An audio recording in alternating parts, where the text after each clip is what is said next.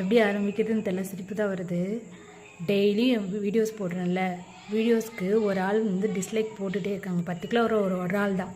அந்த ஒரு ஆள் என்ன பண்ணுறாங்க, அவங்க மொபைல்லேருந்து ஒரு டிஸ்லைக்கு, அவங்க ஹஸ்பண்ட் மொபைல்லேருந்து ஒரு டிஸ்லைக்கு.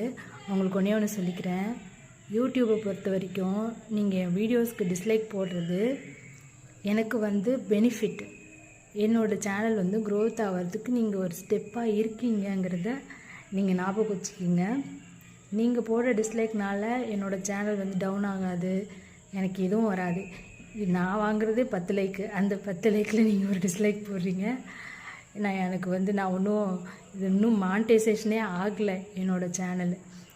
சொல்லப்போனால் 4000 வாட்ச் ஹவர்ஸு, 10 மில்லியன் வியூஸ் வரணும் ஷார்ட்ஸில்.